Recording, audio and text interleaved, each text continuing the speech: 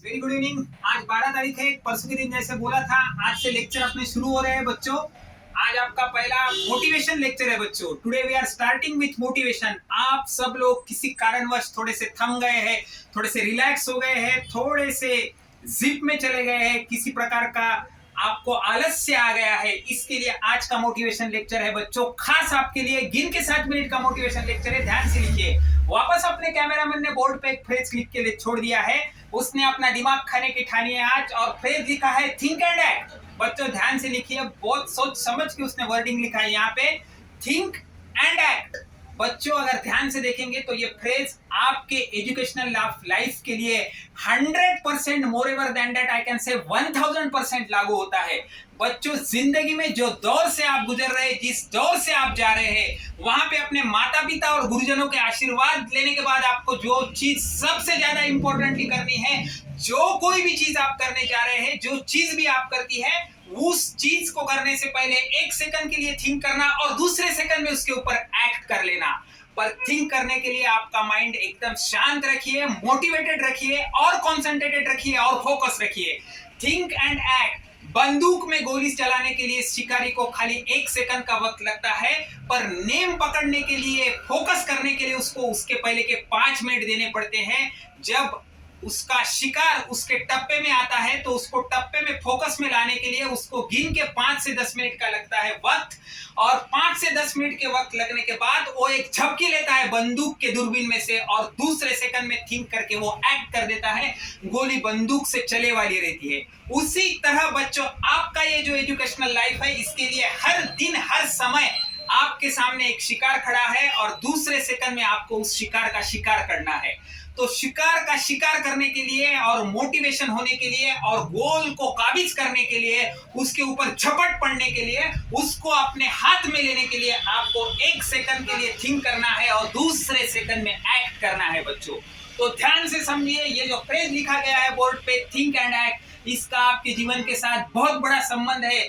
Think करो और act करो। थिंक करने के लिए भले ही बहुत ज्यादा समय लियो, पर कोई दिक्कत नहीं है। पर जैसे थिंक आपका फाइनलाइज हो जाता है, मन में विचार दृढ़ हो जाता है, संकल्प निश्चित हो जाता है, तो संकल्प निश्चित हो जाने के बाद उसके दूसरे पल में उसके ऊपर एक्ट करना चालू करो, उसके ऊपर लिखन करना चालू करो, उसके ऊपर अमल करना चालू करो, जिससे आने वाला रिजल्ट आपके सामने रहेगा।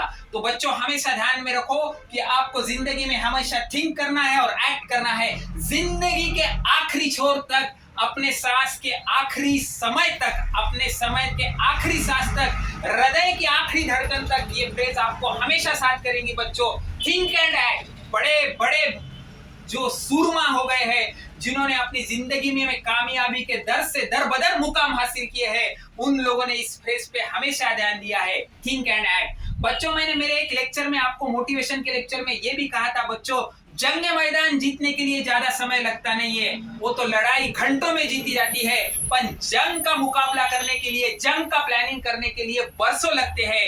मैदान तो घंटों में मारा जाता है बच्चों। उसी के साथ ये लिंक करता है थिंक एंड एक्ट। हमेशा अच्छी तरह सोचो, ध्यान से सोचो, मोटिवेशनल सोचो, सब तरफ से सोचो, अपने फायदे के लिए सोचो, दूसरे के फायदे के लिए भी सोचो।